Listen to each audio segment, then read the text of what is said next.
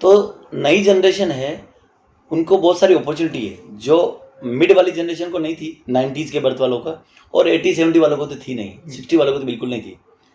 तो इन जनरेशन को plus plus point बहुत सारे हैं, तो उनको अपॉर्चुनिटी लेनी चाहिए। और वो मराठी में बोलते हैं कि स्वर्ण संधीचा स्वर्ण करायला पाहिजे, तो वैसा करना चाहिए। हेलो गाइस, वापस एक बार एक शानदार पॉडकास्ट वीडियो में आप सबका स्वागत है। आज के हमारे गेस्ट है सर सुनील कुमार सोनी। सुनील कुमार सोनी सर का एक शॉर्ट इंट्रोडक्शन दिया जाए तो वो अभी एक बिजनेस बैकग्राउंड में है, बिजनेसमैन है, and with that he is a great philosopher. So let's start the podcast with Sunil Kumar Soni sir. Sir, how are you? एकदम फाइन, मस्त, बी कंफर्टेबल। एकदम let's cool. Start the podcast. Yes. Sir, सबसे पहले tell us about आपका स्टोरी। आपके story के बारे में बताइए। How you came into business? देखो, बैकग्राउंड ही बिजनेस का ही है, हमारा स्टार्ट से ही रहा है। जनरेशन्स गोल्ड का बिजनेस करते आए हैं। तो राजस्थान हमारा नेटिव एरिया है। उस नेटिव एरिया में सभी जो पुराने बिजनेसमैन जैसे रहते हैं, उस टाइप से जो गोल्ड के जो व्यापारी हैं, उस खानदान से या उस एरिया से हम हैं। तो दादाजी, पापा जी, हमारी जो भी जॉइंट फैमिली है, सभी गोल्ड के बिजनेस से ही स्टार्ट से रहे हैं। तो बिजनेस का बैकग्राउंड रही है, और उसके साथ में ही मेरा जो बॉर्न है वो राजस्थान का ही है। राजस्थान में हम अपने आप को लकी इसलिए समझते हैं कि मेवाड़ की भूमि, जो महाराणा प्रताप की भूमि है, वही हमारी जन्मभूमि है। तो अ, जब स्टार्ट रहता है, जब वहाँ पे बिजनेस का वगैरह, तो कास्टिज़ में तो नहीं बोल सकते, लेकिन अपने-अपने एरिया में अपने-अपने बिज़नेस को वो करते थे। तो गोल्ड का बिज़नेस हमारा खानदानी बिज़नेस को बोल सकते हैं। तो वैसा बिज़नेस वो एरिया से हम बिज़नेस में आए हुए हैं। तो मतलब हमारे ब्लड में ही बिज़नेस ऐसा पकड़ा जाए तो चलेगा। और दूसरा कंसेप्ट ऐसा भी है कि मारवाड़ी शब्द आया तो बिज़नेसमैन माइंड में अपने आप ही आ जाता है। तो ऐसा भी समझा जा सकता है। तो आप जब बिजनेस में आए तो आपको कॉन्सिक्वेंसेस और स्ट्रगल फेस करना पड़ा, क्योंकि आप बिलोंग करते हैं राजस्थान से। सो राजस्थान से मुंबई आना एक बहुत ह्यूज डिस्टेंस कवर करने जैसा होता है, और फिर यहाँ आके अपना बेस क्रिएट करना। सो उसके बारे में कुछ बताइए। देखो, ऐसा तो मेरा बॉर्न हुआ तो सिल्वर स्पून में ही हुआ है। मतलब मैं जब पैदा हुआ तो जो जिसको जो चाहिए एक इंसान को, सब मेरे पास था। मेरे लिए स्ट्रगल टाइम यही हुआ कि मुझे एरिया चेंज करना था। कि समझो राजस्थान था तो मेरा कोई कर्म का विधान यहाँ का रहेगा, तो अब मेरे लिए स्ट्रगल टाइम वही रहा कि राजस्थान टू महाराष्ट्र, और उसमें सेटअप करना। उसमें फिर यहाँ का कोई ऐसा पीछे का ये नहीं कि सपोर्ट सिस्टम था, तो मुझे ही आना था, सेट करना था। और तो मेरे लिए वो एक स्ट्रगल गिना जा सकता है। तो क्या होता है, भगवान हर चीज़ में साथ देता ही है, हमें अपना कोशिश करनी रहती है, बाकी सब कुछ अपने आप होता है। तो फिर अपने आप जब चलते हैं, हमारी कोशिश लेके हम चलते हैं, तो जैसा मैंने बताया कि भगवान का सहारा मिलता ही है, एक आध गॉडफ़ादर मिल जाते हैं, फिर आगे काम होता है। हमारी मेहनत, हमारा काम, हमारा नज़रिया, हमारा ऑनेस्टी, हमारा इंटेंशन, ये सब चीज़ें काम करती है। तो अबाउट 2000 के आसपास में महाराष्ट्र में इन हुआ था।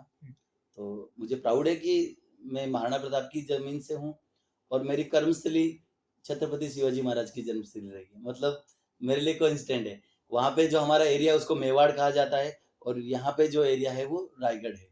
मतलब महाराष्ट्र में रायगढ़ है, और मावड़ तालुका है, और हमारा मेवाड़ है। मतलब लगभग सिमिलरिटी ऐसा है कि दोनों ही जो ग्रेटेस्ट किंग रहे हैं, जो छत्रपति दोनों ही रहे हैं, उनके सानिध्य में या उनकी मिट्टी में मुझे काम करने का सौभाग्य मिला।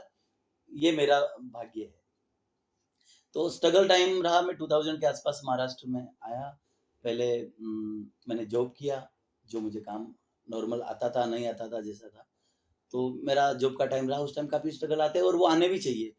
वैसे फादर और अदर फैमिलीज़, जो फैमिली हमारे सब सब संपन्न थे, वो उनके हिसाब से अब वही बिज़नेस कर लो, क्या ज़रूरत है बाहर जाने की, हमारे पास सब इनफ है। तो मुझे ऐसा लगता था नहीं, मुझे मेरे दम पे कुछ करना है, या मैं कुछ हूँ, या ये तो आपका है, मैं क्या मेरा कर सकता हूँ, वो मैं कोशिश कर रहा हूँ।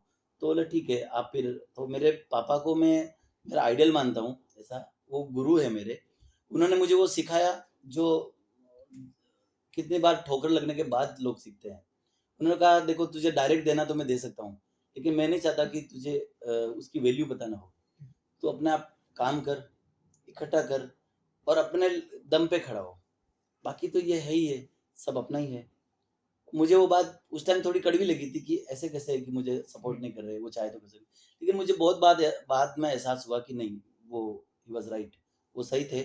जो उनको मुझे शिक्षा देनी थी उन्होंने दी और मैंने भी उनको आइडियल मान के ही काम किया।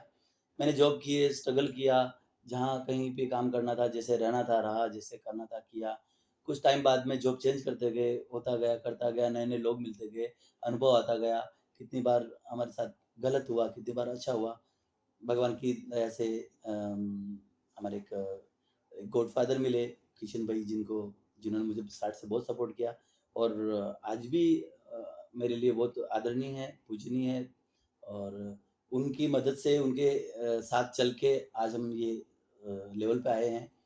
तो स्ट्रगल करना मेरा काम था और ब्लेसिंग्स देना भगवान का काम था और भगवान ऐसे अच्छे आदमियों से मिलाता रहता है। उसके बाद एक-एक कड़ियाँ जुड़ते जाती है और चलता जाता है कि वो एक ऐसा कहावत है कि हम चलते गए और कारवां बनता गया। बस वैसा ही कुछ स्टोरी है। सो सर, जब राजस्थान से सडनली मुंबई में शिफ्टिंग हुआ, सब पूरा ट्रांसफर हुआ यहाँ पे, तो वहाँ का बिजनेस लाइफ और मुंबई का बिजनेस लाइफ, उसमें क्या डिफरेंस है? देखो, स्टेट चेंज हो जाता है ना, लैंग्वेज चेंज हो जाती है, ट्रेडिशन चेंज हो जाता है, कल्चर चेंज हो जाते हैं, तो ऑटोमेटिक लाइफ में तो फ़र्क आना ही है। सबसे बड़ी बात है कि हम भारत देश के हैं, एक पूरा कंट्री एक हमारा जैसा है, तो सब में जो नेशनलिटी वो तो एक ही है, लेकिन मेंटालिटी भी जगह के हिसाब से चेंज होती है। अब वो एक एज टीनेज था तो उस टाइम पे शिफ्ट होने में कुछ ज़्यादा ट्रबल नहीं आया। जैसे लैंग्वेज सीखने का, पहले कभी महाराष्ट्र का लैंग्वेज पता नहीं था, मराठी सीखे नहीं थे, तो कुछ जल्दी टाइम में पिक कर लिया क्योंकि मराठी बहुत स्वीट लैंग्वेज है और सुनने में, पढ़ने में, देखने में अच्छी लगी और इसलिए ज़्यादा टाइम नहीं लगा और तुरंत से कल्चर हो गया। उसके अलावा लोग बड़े अच्छे हैं क्योंकि मुंबई एक समुद्र है, समुद्र मीन्स पूरे भारत के लोग वहाँ पे एक आए हुए हैं। एक ही मुझे पूरा कंट्री में, अपने इंडिया में एक ही ऐसा स्टेट लगा जहाँ पे सब चीज़ों का संगम है। यहाँ आपको नॉर्थ के लोग मिलेंगे, यहाँ आपको साउथ के लोग मिलेंगे, यहाँ आपको मिड वाले मिलेंगे, यहाँ के इस साइड से मिलेंगे, गुजरात के मिलेंगे और ऐसा एक ये प्यारा सा शहर है, इसको माया नगरी भी बोलते हैं, जो सबको अपने में समा लेता है और सबको चांस देता है। तो अनुभव बड़ा अच्छा रहा, कोई प्रॉब्लम नहीं आई क्योंकि सबकी जगह अपना अपना कल्चर ठीक है, लेकिन महाराष्ट्र का कल्चर बड़ा प्यारा और बड़ा स्वीट है। ओके, एक बिजनेसमैन के हिसाब से मैं आपको पूछता हूँ हम्म, कि बिजनेस में जब हम उतरते हैं हम्म। या बिजनेस जब हम स्टार्ट करते हैं, तो उसका प्रोसीजर हमें कैसा फॉलो करना चाहिए, स्टेप्स क्या फॉलो करने चाहिए? नहीं, अच्छा क्वेश्चन है। जब बिजनेस में हम स्टार्ट करते हैं तो पहले तो हमें सबसे पहले हमारा स्किल देखना है कि हम किस बिजनेस में जा सकते हैं या किस में जाना चाहिए। उसके बाद उस बिजनेस के लिए, उस स्किल के लिए हमारे पास एक्सपीरियंस कितना है, हमें उसका नॉलेज कितना है। उसके माइनस पॉइंट सबसे पहले पकड़िए कि माइनस पॉइंट क्या क्या है। प्लस तो हमारा ही है। प्लस तो क्या लोग नज़र में देखते हैं कि इसमें इनकम कितनी है, लेकिन इस इनकम के पीछे और कितने माइनस पॉइंट है जो हमें हार्म कर सकते हैं या डैमेज कर सकते हैं। तो मेरे हिसाब से किसी भी बिज़नेस को रन करने के लिए या चालू करने के पहले उसके जो नेगेटिव पॉइंट्स हैं उनके ऊपर बड़ा रिसर्च करना चाहिए, अपनी स्किल रखनी चाहिए, एक्सपीरियंस रखना चाहिए और वो हिसाब से आगे बढ़ना चाहिए। नेगेटिव पॉइंट्स के बारे में बताएं। नेगेटिव पॉइंट जैसे देखो, मैंने आपको अलग-अलग फील्ड के, अलग-अलग एरिया के अलग-अलग नेगेटिव पॉइंट्स हो सकते हैं। अभी जैसे कि मेरा शुरुआत था ज्वेलरी लाइन से। अभी क्योंकि मुझे उसमें थोड़ा-सा नॉलेज था क्योंकि हमारा ट्रेडिशनल बिज़नेस है, तो नॉलेज था। लेकिन वहाँ का वो बिज़नेस ज्वेलरी का और महाराष्ट्र के बिज़नेस में बहुत मेजर डिफरेंस था। पहले तो लैंग्वेज ही चेंज हो गई, जो चलन है, प्रचलन है, वो भी चेंज है, बेचने का तरीका, खरीदने का तरीका भी अलग था। तो क्या होता है कि जब चेंज हो जाता है, जिस बिज़नेस में हमें मास्टरी है या हम जिसका नॉलेज रखते हैं, उसमें अगर चेंज हो जाता है, तो फिर थोड़ी-सी अड़चन आती है। तो उसके अंदर हमारे को क्या चीज़ चलती है यहाँ और किस तरह से लोग पसंद करते हैं, क्या और वहाँ बेचने का और लेने का तरीका चेंज हुआ, तो थोड़ा-सा ट्रबल आया, मैंने आपको बताया। उसके बाद जब मैं जॉब करता था, तो मैं देखता था कि क्या लोगों को यहाँ पे इसमें आता है। फिर धीरे-धीरे वो कि ये यहाँ का ट्रेडिशन है, ये यहाँ की चीज़ें चलती है, तो वो चीज़ें चलती गई। नेगेटिविटी में ऐसा है कि कितनी बार हमें लैक ऑफ नॉलेज के कारण से लॉस होता है।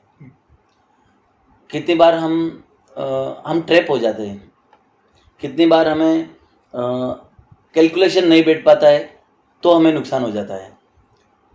तो बहुत सारी चीज़ें हैं जो हर बिजनेस का इंटरनल, जब मेरा ज्वेलरी बिजनेस है तो ज्वेलरी बिजनेस में जैसा इनकम है उस लेवल से लॉस भी है।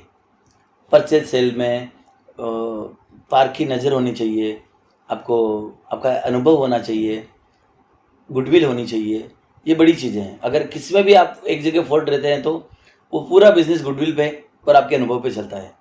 तो आपको गुडविल और नॉलेज और कैपिटल इन चीज़ों में नेगेटिव नहीं जाए तो आपका बिजनेस अच्छा चल सकता है। बिजनेस का और इन्वेस्टमेंट का क्या कनेक्शन हो सकता है? सर, बिजनेस और इन्वेस्टमेंट का तो सीधा कनेक्शन है कि जितना बड़ा बिजनेस उतना बड़ा इन्वेस्टमेंट लगता है। लेकिन कितनी बार होता है कि जब कोई बिजनेस करना हो तो ज़रूरी नहीं है कि इन्वेस्टमेंट चाहिए।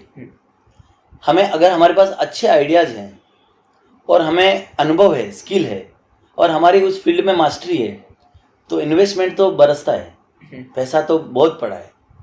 हमें उस पैसे को खींचने के लिए एक मैग्नेट लगना चाहिए, और मैग्नेट है हमारा एक्सपीरियंस, हमारे पास का आइडिया।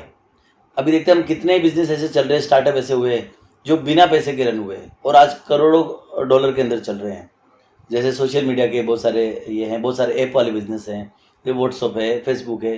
ये बिजनेस में कहीं पैसा नहीं लगा था स्टार्ट में, ये एक आइडिया था, ये आइडिया रन किया, इन्वेस्टर आते गए और चलता गया और आज कहाँ का कहीं हुआ।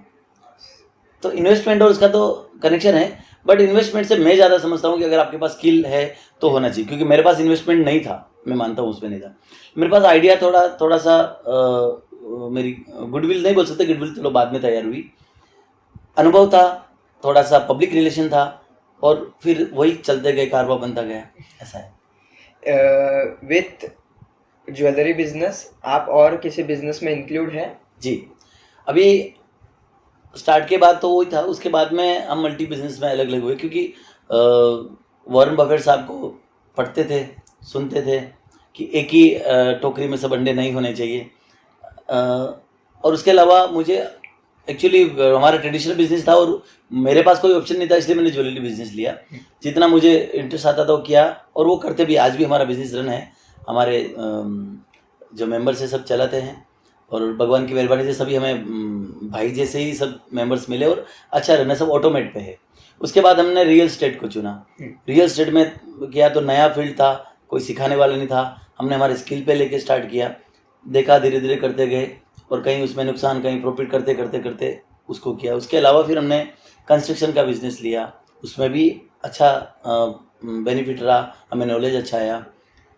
अभी रनिंग में हमारे पास रिसोर्ट बिजनेस चल रहा है जो अच्छा ऑटोमेट में है, नंदीबाग नाम से है, और हमारा सभी ग्रुप है उसके साथ में चलता है। उसके अलावा भी बहुत सारे ऐसे बिजनेसेस हैं जो रन में चल रहे हैं, तो मल्टी बिजनेस इस टाइम पे रनिंग में है। ओके, तो एक बिजनेस से मल्टीपल बिजनेस जब करते हैं तो उसमें हमें क्या क्या सावधानी लेनी पड़ती है, या फिर देखा जाए तो प्रिकॉशंस क्या क्या लेने पड़ते हैं? सबसे पहला प्रिकॉशंस तो ऐसा रहता है कि जिस बिजनेस में हम जा रहे हैं, जाना चाह रहे हैं, करने वाले हैं, उस बिजनेस का हमें नॉलेज, और उस बिजनेस में जिन लोगों के बेस पे हम वो बिजनेस करना चाह रहे हैं, क्या वो लायबल है, क्या वो हॉनेस्ट है, ये देखना ज़रूरी है। और उसके बाद क्या वो हम बिजनेस क्यों कर रहे हैं, क्या पर्पज इंटेंशन सिर्फ इनकम है, या हमें कोई हमारी कोई चॉइस है, या हमें कोई पसंद है, या उस बिजनेस पे जाना हमारा अलग कोई पर्पज इंटेंशन है। तो वो देख के कन्वर्ट करना चाहिए कि नए बिजनेस में जा रहे हैं तो उस नॉलेज, उस बिजनेस के लिए हमारे पास बहुत सारे अनुभव या नॉलेज पूरा होना चाहिए, फिर उस बिजनेस में एंटर करना चाहिए। एक out of the box question, अगर जब आपने बिजनेस स्टार्ट किया था, लाइक आपने बोला 2000 मतलब 2003, 4, 5 में कुछ स्टार्ट हुआ रहेगा, वो टाइम पे जो आपने फेस किया, उस कंपैरिजन में अगर आप अभी इन 2020 और 2023 में बिजनेस स्टार्ट करते हैं तो आपको क्या लगता है कि क्या बेनिफिट्स है? देखिए सर, मेरा ऐसा मानना ना कि हर टाइम बाद, इवन दे मैंने तो अनुभव भी किया है, 7 साल के बाद, एवरी 7 ईयर बिजनेस का तरीका बदल जाता है। ओके। अभी समझो मेरा बिजनेस का लाइफ 18-20 ईयर है, तो मैंने इसमें बहुत बार बिजनेस चेंज करते हुए देखा, मतलब बिजनेस करने का तरीका चेंज होता देखा है।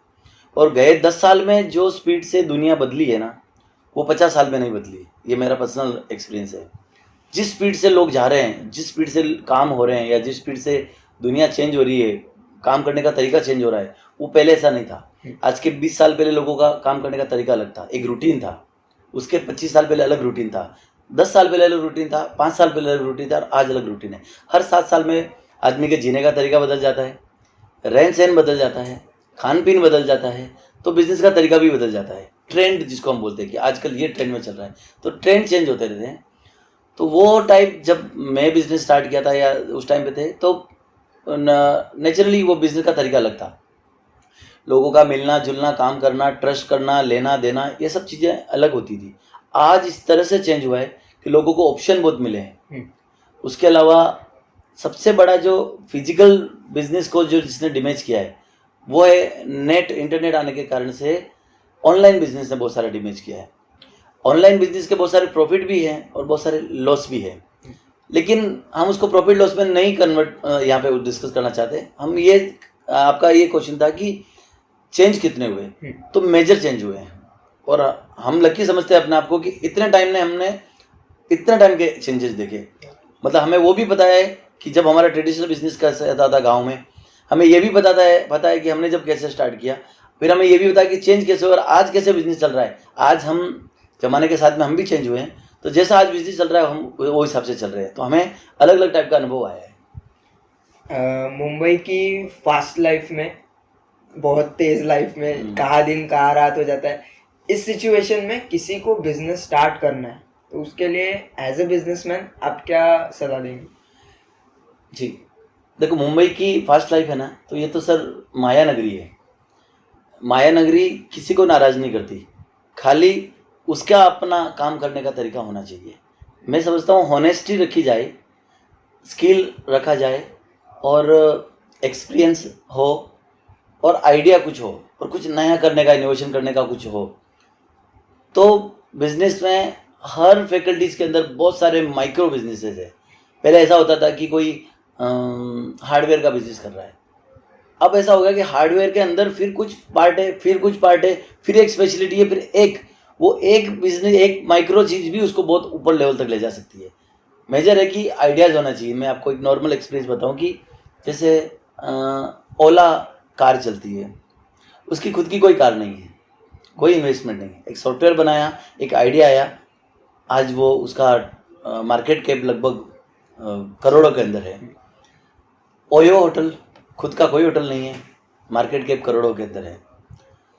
ऐसी बहुत सारी चीज़ें हैं जिनका पर्सनल कैपिटल कुछ नहीं था, लेकिन आइडिया है। तो नई जनरेशन है, उनको बहुत सारी अपॉर्चुनिटी है जो मिड वाली जनरेशन को नहीं थी, 90s के बर्थ वालों का, और 80-70 वालों को तो थी नहीं, 60 वालों को तो बिल्कुल नहीं थी।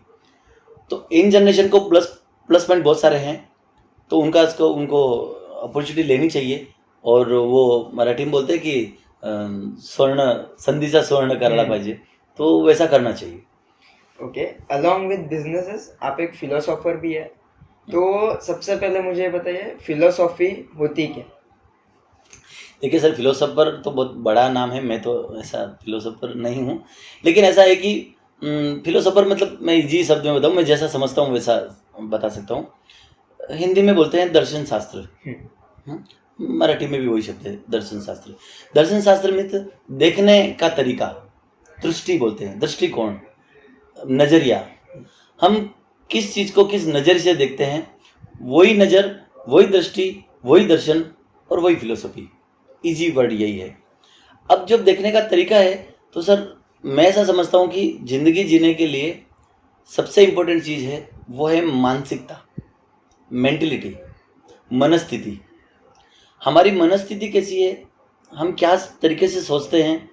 जैसे अभी 2 आदमी हैं, फ्रेंड है, और तो वो दोनों आपस में फ्रेंड है। अभी सपोज करिए, मैंने एग्जांपल लेता हूँ कि आप है, मिस्टर आर्यन है। आर्यन को बहुत लोग पसंद करते हैं, वो उनमें खूबी देखते हैं, उनको देखने का तरीका अलग है। कोई आपसे प्यार करता है, कोई आपको दोस्ती करता है, कोई आपको प्रेम की नज़र से देखता है, सबका अपना अपना तरीका है। अब ये दुनिया है, आर्यन को जलने वाले लोग भी अलग हो सकते हैं, तो वो देखने की दृष्टि अलग रहेगी। वो चाहे आपके फ्रेंड सर्कल में हो, चाहे दुनियादारी में हो, चाहे आपके किसी रिलेशन में हो, चाहे कहीं भी हो। मतलब आर्यन तो वही है, उसको कोई आदमी प्रेम कर रहा है, कोई आदमी उससे हेट कर रहा है। मतलब क्या हुआ, उसका नज़रिया प्रेम से करने वाला है, उसको नज़रिया हेट करने वाला है। अब ये दोनों को दृष्टिकोण हो गए। अब वो दृष्टिकोण सही है या गलत है, ये दर्शन शास्त्र है। अभी सपोज आर्यन दोनों को, जो प्रेम कर रहा है उसको प्रेम दे रहा है, जो नफरत कर रहा है उसको भी वो आर्यन है ना ज़्यादा नफरत नहीं कर, भाई तू जल रहा है, तेरा तकलीफ है, मुझे कोई प्रॉब्लम नहीं है, मेरे लिए तो वो एक जैसा ही है। मतलब आर्यन अगर उनको देखने का तरीका अगर दोनों को एक जैसा है तो आर्यन कभी दुखी नहीं हो सकता है। क्यों? क्योंकि आर्यन का दृष्टिकोण, आर्यन का नज़रिया, आर्यन का जीवन जीने का तरीका, उसने एक माइंड सेट बना के रखा है, उस तरीके से जी रहा है। इसलिए आर्यन का दर्शन शास्त्र फिलोसॉफी स्ट्रॉन्ग है, आर्यन सुखी है। जिसका दर्शन शास्त्र, जिसका नज़रिया, जिसकी दृष्टि वीक है, वो दुखी है। मतलब मेरा हिसाब से इजी इतना ही है कि दर्शन शास्त्र एक जीने का तरीका है, जीने का देखने की एक दृष्टि है, एक नज़रिया है। अब उसके अंदर बहुत दुनिया में बड़े बड़े फिलोसोफर होके गए, कुछ मेरे बहुत पसंद के हैं, जैसे कि ओशो, आचार्य रजनीश, वो एक फिलोसोफर थे। फिलोसोफर मतलब क्या, उनका एक जीवन जीने का तरीका था, एक बताने का तरीका था। बहुत सारे फिलोसोफर होके गए, सुकरात हुए हैं, इंडिया में बहुत सारे हुए, बाहर भी बहुत सारे हुए, और बहुत सारे हमारे धर्मगुरु भी दर्शन शास्त्र देखते हैं। तो मतलब ये बहुत बड़ा स्टडी है, मैं तो इसका 1% भी नहीं जानता, लेकिन जितना मैं जानता हूँ उतना मुझे पता है कि बस आप इंटेंशन सही रखें, ईमानदारी से जिए और सबको प्रेम करें, सबके साथ करुणा से, प्रेम से अगर जिया जाए तो जीवन सुखी है। इतना ही है दर्शन शास्त्र, फिर तो बहुत गहन है। फिलोसॉफी का और जो आपने बोला देखने के नजरिए का, उसका आपके लाइफ में क्या इम्पैक्ट है? सर ऐसा है कि संस्कृत में ऐसा एक श्लोक है, दुखे दुखातिदम पश्य और सुखे सुखातिदम पश्य। मतलब अगर दुख में आप जी रहे हैं तो आप ये सोच लो कि इससे भी भयंकर दुख आ सकता था, तो अच्छा है। अगर कहीं हम गए और हमारा कहीं एक्सीडेंट हो गया और हमारे हाथ को लग गई, अब ये दुख है कि हाथ को लग गई, साहब बड़ा दुखी हो गया आदमी। अब वो उस नज़रिए में सोचे कि अरे हाथ को ही लगी है, गला कट सकता था, मर सकते थे। अब खुशी मनाओ कि इतने में ही निपट गए, तो दुखम दुखाती पसी, इस दुख से भी भयंकर दुख आ सकता था। तो एक जीवन जीने का तरीका क्या हो गया, मुझे दुख नहीं हुआ, इतना होने के बाद में मुझे कोई तकलीफ नहीं हुई। एक सुखम सुखाते कम पश्य, मतलब सुख में है, लेकिन कितनी बार क्या होता है कि आप सुख में हैं, दूसरा वाला आपको देख के वो दुखी हो सकता है, जबकि आपकी स्थिति सुख की है। वो दुखी इसलिए है कि क्योंकि आपको सुखी है। वो एक कहावत है ना कि आदमी अपने दुख से जितना दुखी नहीं होता, वो दूसरों के सुख से ज़्यादा दुखी होता है, तो क्योंकि उसने उसका नज़रिया वैसा बना के रखा है। तो मेरा जीने का ऐसा तरीका है, या मेरा ऐसा मानने का तरीका है कि अगर एक अच्छा फिलोसोफर ने ऐसा कहा है कि अगर आप दुख में है, आप चिंता में जी रहे हैं, अगर आपको मतलब आप उदास हैं, तो आप अतीत में जी रहे हैं, मतलब भूतकाल में जो बीत गया उसमें जी रहे हैं। अगर आप चिंता में, बड़े टेंशन में हैं, तो आप फ्यूचर में जी रहे हैं। और अगर आप आनंद में हैं, तो इसका मतलब आप वर्तमान में जी रहे हैं, प्रेजेंट में। तो जो बीत चुका है उसके लिए चिंता करने की जरूरत नहीं, जो आने वाला है उसकी चिंता की जरूरत नहीं। आज जो है वो अगर ओके है तो हमारा पिछला भी ओके ही है और आने वाला भी ओके ही है। तो मेरा जीने का ऐसा तरीका है कि आनंद में जिया जाए, वर्तमान में जिया जाए, प्रेजेंट में जिया जाए। जब संभालने वाला ऊपर वाला है तो फिर हम चिंता करके उसके ऊपर क्यों डाउट करें। तो मेरा जीने का तरीका है कि वर्तमान में जिए और आनंद में जिया जाए। So sir, along with philosophy के पॉइंट ऑफ व्यू से आप सोशल वर्किंग में भी ज़्यादा इंटरेस्ट दिखाते हैं या फिर ज़्यादा दिखते हैं हमें। सो इसका पीछे रीज़न क्या है? Does philosophy matters for that? Of course, देखो दो तरीके लोग होते हैं लाइफ की, एक लेते रहने वाला और एक देते रहने वाला है। क्या होता है कि जब हम समाज में जी रहे हैं, सोसाइटी में हैं, हमें तरह तरह के तरीके से मिलता है, तो हमारा फर्ज बनता है कि हमें उनको देना है वापस। हमें मिल रहा है, हो सकता है हमारी मेहनत से, हमारे पुण्य से, हमारे काम से, लेकिन हमारा कुछ उत्तरदायित्व बनता है कि जो हमारी सोसाइटी या हमारा समाज या हमारा देश, उसमें जो लोगों को ज़रूरत है हमारी, उनको मिलना चाहिए। अब उनको वहाँ से मिले, गवर्नमेंट दे रही नहीं दे रही है, वो क्यों नहीं कर रही, ये नहीं कर रही, ये अदर पार्ट्स है। बेसिकली हमारी ड्यूटी क्या है, ये बहुत इंपॉर्टेंट रखती है, क्योंकि हमें भी जब ऊपर वाला दिल खोल के दे रहा है तो हमें नीचे वालों को दिल खोलने के देने में तकलीफ क्या। तो सोशल वर्किंग वर्ड एक इंग्लिश वर्ड हो गया, बाकी हमारा तो भारतीय संस्कृति में तो सेवा शब्द है, जिसको इंग्लिश में सर्विस बोलते हैं। सेवा मतलब सेवा में कोई आपको बड़प्पन नहीं दिखाना है, कोई आडंबर नहीं करना है, दिल से जिसको जरूरत है सुपात्र को चीज़ मिले। हमारे तो बहुत सारे ऋषि मुनि वगैरह होके गए हैं, बहुत सारे हमारे ऐसे महायोद्धा जो होके गए, हमारे वेद में पुराण में बहुत सारी चीज़ें आती है। आपका अभी हमारा फैमिली रिलेशन है, इसलिए मैं आपको बताऊँ, आपके जो दादाजी थे तिवाटने काका, वो हमेशा वो कर्ण के बारे में एक कथा करा करते थे, कर्ण जैसा दानवीर नहीं। तो मतलब वो कर्ण की क्या आदत थी कि वो सुबह उठ के सबसे पहले उसका एक सर्टेन टाइम था, उतने में वो सब लोगों को दान देगा, डोनेट, जब तक लोग आते तब देते था। तो दान की इतनी महिमा है, सेवा की इतनी महिमा है, तो हमारा फर्ज बनता है कि हम हमारा जो उत्तरदायित्व है लोगों को देना चाहिए। उसके तरीके अलग अलग हो सकते हैं। आजकल कोई प्लेटफॉर्म होना चाहिए जैसे कि सेवा का, कि आप या तो डायरेक्ट दे रहे हैं, या आपका कोई ट्रस्ट बना के काम कर रहे हैं, या आप किसी क्लब के माध्यम से जुड़े हुए हैं, या और कोई बहुत सारे तरीके हैं।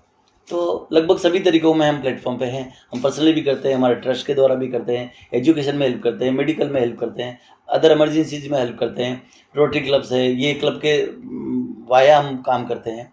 तो बहुत सारे हमारे जो लाइबिलिटीज समझते हैं हम, जो असेट्स गवर्नमेंट ने ये दी हमें भगवान ने, उसके सामने हमारी लाइबिलिटीज है कि हमें लोगों को देना चाहिए, वो हमें देना का भाव रहना चाहिए।